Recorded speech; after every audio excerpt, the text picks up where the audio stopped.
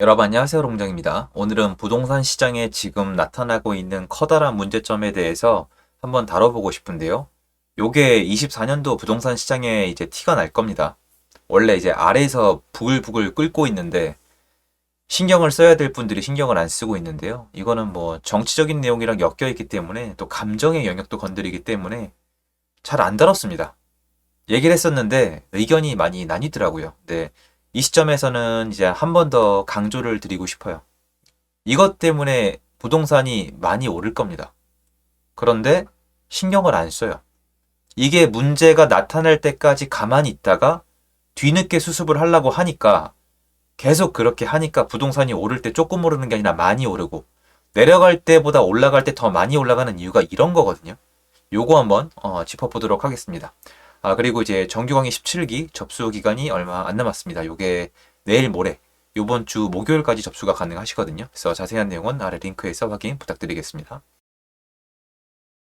4,024억 여의도 알짜 땅 팝니다. 아무도 손 못 드는 이유 뭐길래 땅이 안 팔려요? 수주곡감 비었다. 내년 건설 경기 하반기부터 깜깜. 하반기부터가 아니고요. 이미 안 좋습니다. 현실판이에요. 고금리의 3기 신도시 택지도 안 팔린다. 3기 신도시를 도대체 어떻게 할 건지 모르겠어요. 그리고 제 예상대로 또 고금리 탓을 하고 있죠. 고금리 탓이 아닙니다. 고금리 탓이 아니에요. 왜냐면 미국 기준금리가 높을까요? 한국 기준금리가 높을까요? 미국 기준금리가 훨씬 높아요.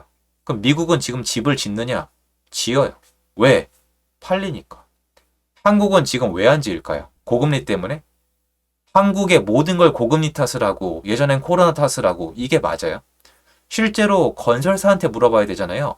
건설사들이 지금 시행시공을 못하는 이유는 분양받을 사람이 없기 때문이에요. 그냥 분양받을 사람이 계속 없으면 처음부터 지을 이유가 없죠. 3기 신도시도 안 지어도 되는 거예요. 근데 그러다가 수급이 안 맞아지면은 한꺼번에 맞습니다. 이게 역사의 위대함인 것 같은데요. 역사 속을 살펴보면은 서울의 주요 입지의 아파트, 수도권의 주요 입지의 아파트가 죄다 미분양이었다가 한꺼번에 싹 쓸려 나갔죠. 우리가 생각하는 수많은 곳이 미분양이었어요.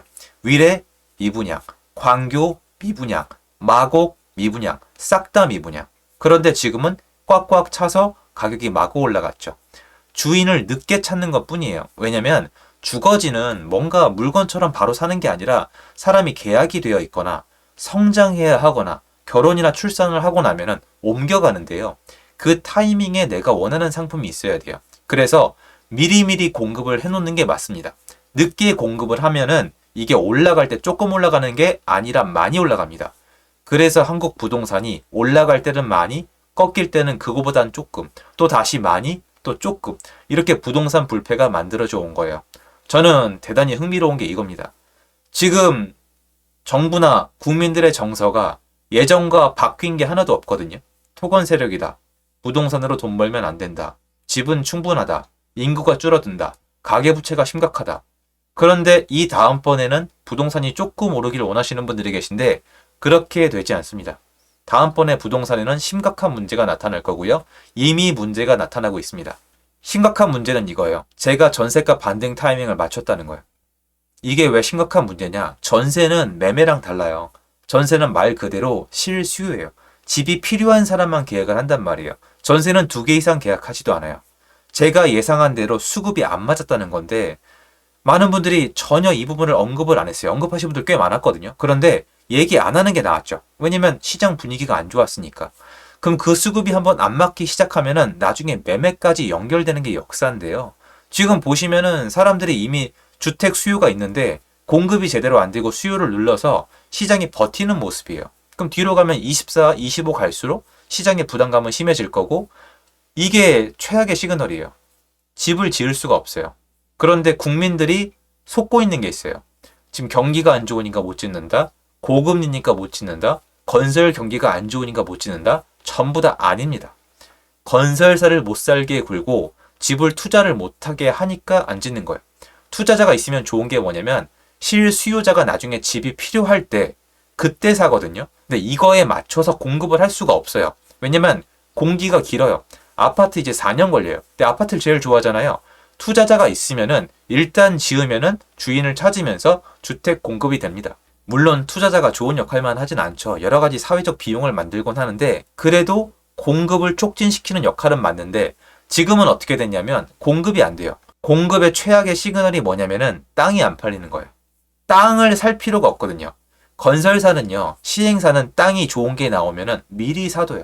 근데 미리 사둘 때 금리가 좀 높아도 대출이 부담스러워도 돈이 좀 딸려도 나중에 이게 팔릴 수만 있다면은 수지타산을 만들어 본 다음에 땅을 가져간단 말이에요. 지금은 1단계에서 막히기 시작하는 거예요. 더군다나 이거는 정말 심각한 거예요. 공공택지는 웬만하면 받아가거든요. 이거 원희룡 장관님이 벌떼 입찰 막는다고 난리 났었잖아요. 그 벌떼 입찰이 왜 일어나게요? 신도시에 이거 하나 사놓으면은 정말 좋거든요. 근데 신도시가 안 팔린다? 정말 심각한 거예요. 이 주택 공급 빨간불 들어올 거고요. 3기 신도시 제대로 진행 안 될 거고요. 얘뿐만이 아니에요. GTX랑 여러 가지 개발 사업 있잖아요. 그거 전부 다 늘어질 겁니다. 왜냐면 결국 건설사가 시공을 해야 되기 때문이에요. 여기 돈만 되면 다 하는 거 맞아요. 그리고 비리도 많았던 거 맞고 지금도 있을 거예요. 이 안에 범죄자가 있는 것도 사실일 거예요. 하지만 그건 세상 일이 대부분 마찬가지잖아요. 이 문제점을 찾아내서 처벌을 해야 되겠지만 지금은 괴롭히다 못해 정치적으로 이득이 되니까 아예 그냥 죽여놓는 거예요. 지금 많이 망해 나가고 있거든요. 그러면 여기뿐만이 아니라 빌라, 오피스텔, 아파트 개발이 되는 게 없어요. 그럼 결국엔 나중에 공급 부족으로 이어지겠죠. 다방면으로 괴롭히면서 본업까지 못하게 하면서 뭔가 공급에 문제가 생긴다고 그 앞에 고금리를 이 단어를 단다고 해서 정당화되는 건 전 아니라고 생각을 합니다. 그래서 여러분은 이쯤이면은 슬슬 저는 느낌이 오셔야 된다고 생각을 하거든요. 아, 지금 뭔가 이 부동산 경기에 있어서 건설사에 문제가 생기기 시작했구나. 이 보세요, 여러분. 3기 신도시가 이게 택지가 안 팔릴 곳이 아니에요. 공공택지는 벌떼 입찰을 하던 데라니까요. 그리고 여기도 알짜탕이에요. 여기는 누군가든 이게 은근히 사가는 사람이 많거든요. 지금 안 사간다는 거예요. 근데 여러분이 상식적으로 생각을 해보세요. 고금리라고 쳐요. 오케이. 돈을 땡겨왔을 때 비용이 비싸요. 그런데 내가 분양을 하면은 분양을 했을 때 마진이 남는다면 이 땅이 안 팔릴까요? 근데 여기서 마진을 제일 쉽게 남겨주는 곳이 어디냐면 3기 신도시 공공택지예요. 여기도 지금 안 들어오는 거예요. 그러면 건설사가 아무리 밉더라도 얘네가 존재했던 이유가 있는데 여기까지 지금 문제가 생긴 거예요. 그런데 공급 자체에 문제가 생긴 다음에 이 이후에 시장에서 수요자 입장에서 공급이 부족하면요. 그때 가격이 상승한 이유로 한동안 못 막아요. 이거 여러분 이미 겪으셨잖아요. 아파트가 빵이 아니라면서요. 그러면 그때 공급이 부족하면 서둘러서 아파트를 지어도 될까 말까인데 그걸 지을 건설사랑 시행사까지 이렇게 만들어 놓으면은 그때 가선 도대체 뭐 갖다 틀어 막을 건지 저는 되게 궁금해집니다. 그래서 제가 예전에 말씀드린 적이 있어요. 지금 부동산 시장의 하락은 집을 가진 사람, 그리고 뭐 시행사, 시공사, 일부의 어떤 소수, 특히 주거용 부동산 쪽에서 피를 흘리면서 이 긴축을 전부 다 받아낸 거예요. 여기까지는 좋아요. 왜? 정부에서 뭔가 여기를 그렇게 하기로 했으면 하는 거고 국민들도 호응을 했으니까 그렇게 하는 건 맞고 어쩔 수 없죠. 억울한 사람들이 있더라도.